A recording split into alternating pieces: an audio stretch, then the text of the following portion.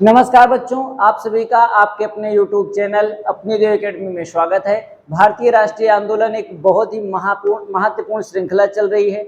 समझिए, आप एक मैराथन स्तर पर काम हो रहा है। ठीक 20-20 मिनट के 25-25 मिनट के हर टॉपिक के वीडियो बनाए जा रहे हैं आपके लिए। ये वीडियो उत्तर प्रदेश की सभी भर्ती परीक्षा, बिहार BPSC कि कोई भी भर्ती परीक्षा हो, इसके अलावा SSC हो गया, रेलवे हो गया, इन सभी भर्ती परीक्षाओं के लिए बहुत ही महत्वपूर्ण क्लास है जो आपके लिए आने वाली परीक्षाओं में आपकी मदद कर सकती है। हम लोग पहुंचे हैं भारतीय राष्ट्रीय आंदोलन में, होम रूल लीग आंदोलन की बात कर रहे हैं। किसकी चर्चा कर रहे हैं? होम रूल लीग आंदोलन। इसी को होम मतलब क्या होता है? घर। इसी को गृह स्वशासन आंदोलन भी कहते हैं। इसी का एक नाम क्या मिलता है? गृह स्वशासन आंदोलन। इसी को कह देता है गृह स्वशासन आंदोलन। ध्यान देना, होम रूल लीग आंदोलन का ही नाम क्या है आपका? गृह स्वशासन आंदोलन। इसकी स्थापना कब हो रही? 1916 में हो रही। और होम रूल लीग के संस्थापक की बात करता है तो दो नाम मिलता है। एक तरफ नाम मिलता है तिलक का, एक तरफ नाम मिलता है एनी बेसेंट का। तिलक और एनी बेसेंट। ध्यान देना, होम रूल लीग आंदोलन से जुड़े व्यक्ति हैं दो, तिलक और एनी बेसेंट। जो तिलक है यानी बाल गंगाधर तिलक है, जब सूरत अधिवेशन होता है 1907 में, 1908 में इनको क्या करती है सरकार? गिरफ्तार कर लेती है, मांडले जेल से रिहा होंगे। जब ये 1914 ईस्वी में कब हो रहे हैं? 1914 ईस्वी में जेल से रिहा हो रहे हैं। जेल से रिहा हो रहे हैं, रिहा हो रहे हैं, है ना। जब 1914 ईस्वी में जेल से रिहा हो रहे हैं तो जो इनके समर्थक हैं, जो इनकी विचारधारा से जुड़े लोग हैं, अब ये इनसे जुड़ना शुरू करते हैं। तो ये किस मंच पे काम करें? इनको एक मंच चाहिए, इनको एक मंच चाहिए। इसी मंच को बनाने के लिए इन्होंने क्या किया था? 1916 ईस्वी में, 1916 ईस्वी में अप्रैल में 1916 ईस्वी में अप्रैल में होम रूल लीग की स्थापना की। होम रूल लीग की स्थापना की। होम रूल लीग की स्थापना की। देखो, जो होम रूल लीग की स्थापना करे, इसका उद्देश्य क्या है? इससे पहले भी तो वो स्वशासन की मांग कर रहे थे, आज भी इस उद्देश्य क्या है? हमें क्या चाहिए? स्वशासन चाहिए। होम रूल लीग की आज भी मांग क्या है भैया? कि हमको क्या चाहिए? स्वशासन चाहिए। यानी कि तिलक जब मांडले जेल से रिहा होते हैं, है ना, कौन से जेल में बंदे थे? मांडले जेल में। कब गए थे? 1908 ईस्वी में। 1908 में मांडले जेल गए और 1914 ईस्वी में रिहा हो रहे हैं। इनको काम करने के लिए एक मंच चाहिए, इनको काम करने के लिए एक मंच चाहिए। उस मंच को बनाने के लिए इन्होंने एक संगठन बनाया, उसका नाम क्या रखा गया? होम रूल लीग गृह स्वशासन आंदोलन। 1916 की बात है। फिर क्या होता है कि अप्रैल में इन्होंने इस संगठन का गठन किया। और दूसरी तरफ होम रूल लीग से ही क्या होते हैं? तिलक के साथ एक लोग और एक्टिव होते हैं सितंबर 1916 ईस्वी में। ये बात है सितंबर की। सितंबर 1916 ईस्वी में एनी बेसेंट ने भी एक संगठन को बनाया। एनी बेसेंट ने भी एक संगठन को बनाया। तो आपसे जब पूछा जाता है कि होम रूल लीग की स्थापना किसने की थी, तो आपका विकल्प क्या सही होता है? तिलक और एनी बेसेंट। आपका विकल्प क्या सही होता है? तिलक और एनी बेसेंट। जो एनी बेसेंट महोदया है, ये एक आयरिश महिला है, आयरिश महिला है। एनी बेसेंट महोदया क्या है? एक आयरिश महिला है। और इनकी लोकप्रियता को देखते हुए क्या किया गया था? 1917 का जो कांग्रेस अधिवेशन हो रहा है, उसकी अध्यक्षता किसको बनाया गया? एनी बेसेंट को बनाया गया। तो एनी बेसेंट से प्रश्न बनता है कि भारत की क्या है? भारतीय राष्ट्रीय कांग्रेस की प्रथम महिला अध्यक्ष बनी है। भारतीय राष्ट्रीय कांग्रेस की ये प्रथम महिला अध्यक्ष बनी है। कौन? Annie Besant. अब हम थोड़ा सा देख लेते हैं कि एनी बेसेंट और तिलक के प्रभावित क्षेत्र कहां कहां पे इनका प्रभाव रहा है।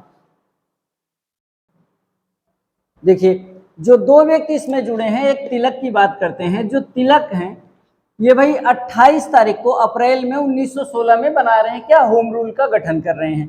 कहाँ पे कर रहे हैं? बेलगांव कर्नाटक में कर रहे हैं। और इसका प्रभाव कहाँ पे है? कर्नाटक भी है, मद्रास भी इससे प्रभावित है, मध्य प्रांत है, बराक। ध्यान देना, मद्रास तो पूरा प्रभावित है, लेकिन बंबई को छोड़कर, बंबई को छोड़कर ध्यान देना, बंबई में इसका प्रभाव नहीं रहा था, बंबई में इसका विरोध हुआ था।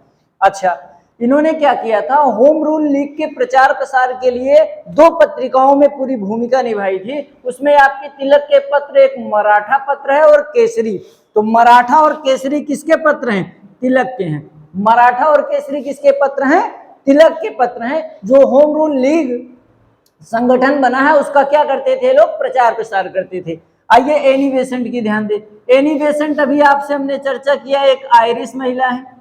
एनी बेसेंट कैसी महिला है? एक आयरिश महिला है। और इन्होंने सितंबर 1916 ईस्वी में अड्यार, मद्रास में पड़ेगा, मद्रास के अड्यार नामक स्थान पर इन्होंने क्या किया था? होम रूल लीग का गठन किया। और इन्होंने सचिव किसको बनाया था? जॉर्ज अरुंडेल को बनाया था। सचिव कौन बना है इस कमेटी का? जॉर्ज अरुंडेल बने हैं। और इनके सहयोगियों में बीपी वाडिया का नाम आता है, रामास्वामी अय्यर का नाम आता है। और इन्होंने भी 2 पत्र निकाले थे, एक न्यू इंडिया। न्यू इंडिया क्या करता था? भारत में स्वशासन कैसे प्राप्त हो उसके लिए दैनिक पत्र होता था, उसकी पूरी जानकारी क्या देता था? न्यू इंडिया, यानी स्वशासन प्राप्त करने के उद्देश्य से। और एक पत्र था कॉमनवेल्थ। कॉमनवेल्थ भी क्या था? साप्ताहिक पत्र होता था। कैसा पत्र था ये? साप्ताहिक पत्र होता था। ये भी हफ्ते में, हर हफ्ते आता था और देश को आजाद कराने में भूमिका रखता था। समय बीतने के साथ साथ क्या होता है? 1918 ईस्वी में दोनों संगठन एक होंगे। उससे पहले क्या होगा? 1916 के आसपास जब एनी बेसेंट इतनी प्रभावी नेता के तौर पर हुई कि इन्हीं के सहयोग से कांग्रेस और मुस्लिम लीग दोनों एक मंच पर आए और लखनऊ समझौता इनके मध्य हुआ। 1917 में इनके इसी प्रभाव के कारण क्या किया गया था?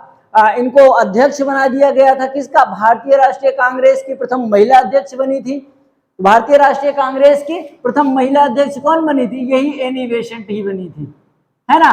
तिलक द्वारा क्या किया गया था? इनकी हर बात को माना गया। अंततः फिर इनका विरोध इतना ज्यादा होने लगा कि जब इनको सरकार ने जेल में डाला, 1917 में सरकार इनको उठा करके जेल में डाल रही है, तो लोग इनके समर्थन में इतना ज्यादा आ गए कि मजबूरन सरकार को क्या करा? इनको छोड़ना पड़ा। इसके अलावा कुछ फैक्ट और हैं, देख लेते हैं हम लोग।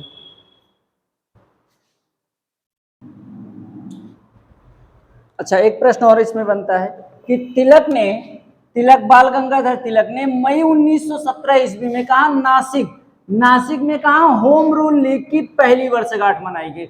आपसे प्रश्न पूछेगा होम रूल लीग की पहली वर्षगांठ, होम रूल लीग की पहली वर्षगांठ कहां और किसके नेतृत्व में कब मनाई गई? तो 1917 ईस्वी में नासिक में होम रूल लीग की पहली वर्षगांठ तिलक के नेतृत्व में मनाई गई। अगला प्रश्न है, servant of India society, Gopal Krishna Gokhale की ये संस्था, ये किसकी संस्था है? गोपाल कृष्ण गोखले की संस्था है। सर्वेंट ऑफ इंडिया सोसाइटी के सदस्यों को होम रूल में प्रवेश की अनुमति नहीं थी। ये कई बार प्रश्न पूछा गया है, कौन सा वह संगठन है या कौन सी वह संस्था है जिसके सदस्यों को होम रूल लीग आंदोलन में या होम रूल लीग संगठन में जुड़ने की अनुमति नहीं थी? Servant of India society, Gopal Krishna Gokhale. अगला, 1917 ईस्वी में जब एनी बेसेंट को गिरफ्तार किया गया, एनी बेसेंट को 1917 ईस्वी में गिरफ्तार किया गया था, तो तिलक भी उनके सपोर्ट में उतरे थे, कई भारतीय नेता सपोर्ट में उतरे थे। और एक महोदय हैं सुब्रमण्यम अय्यर, इनका भी नाम इतिहास में अमर हो गया। सुब्रमण्यम अय्यर ने क्या किया? नाइटहुड की उपाधि वापस कर दी। तो एनी बेसेंट को गिरफ्तार करने के विरोध में किसने नाइटहुड की उपाधि वापस की थी? सुब्रमण्यम अय्यर ने। या फिर नाइटहुड सुब्रमण्यम अय्यर ने कौन सी उपाधि को एनी बेसेंट के गिरफ्तार करने के विरोध में वापस की थी? नाइटहुड की। भारत, अब एनी बेसेंट का ये कथन भी है, ये कथन किसका है? एनी बेसेंट का ही कथन है। कहा कि भारत अब अनुग्रहों के लिए घुटनों पर नहीं मांगेगा। कहने का मतलब भारत अब आपसे घुटनों के बल भीख नहीं मांगेगा, पैरों के बल खड़ा होकर के अपने अधिकार को मानेगा। ये किसने चैलेंज किया था? एनी बेसेंट ने चैलेंज किया था। और ये जो संगठन है यानी होम रूल लीग सोसाइटी है, इसका सबसे ज्यादा प्रभाव कहां पे था? सबसे ज्यादा शाखाएं इसकी कहां पे थी? सबसे ज्यादा प्रभावित क्षेत्र कौन सा था? आपका मद्रास था।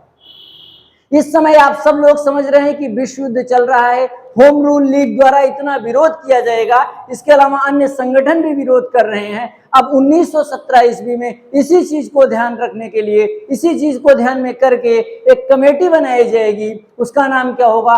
Montagu Chelmsford. और उसी के आधार पर आपका मॉन्टेग्यू चेम्सफोर्ड सुधार अधिनियम 1919 का आएगा। ठीक है दोस्तों, देखते हैं थोड़ा सा और एक आध दो पॉइंट है, उसके बाद इसको खत्म करते हैं। ठीक है दोस्तों, अब इसमें एक चीज और बच रही है। जैसे मॉन्टेग्यू चेम्सफोर्ड सुधार अधिनियम कब आया था? 1917 ईस्वी में आया था। मॉन्टेग्यू की इनकी चर्चा हम एक अगले टॉपिक में करेंगे। इसके अलावा आपका थियोसोफिकल सोसाइटी है ना, इसकी भी चर्चा हम लोग अलग से करेंगे। और जो उसकी मद्रास में शाखा बन रही है उसकी भी चर्चा अलग से ही करेंगे। ठीक है ना दोस्तों, यदि वीडियो आपको अच्छा लग रहा हो तो जरूर लाइक, शेयर और सब्सक्राइब करें। यदि आपको मेरी मेहनत रंग ला रही हो तो जरूर कमेंट करें ये वीडियो आपको कैसा लग रहा है। ठीक है दोस्तों, आज की क्लास सिर्फ इतना ही। नमस्कार दोस्तों, जय हिंद, जय भारत।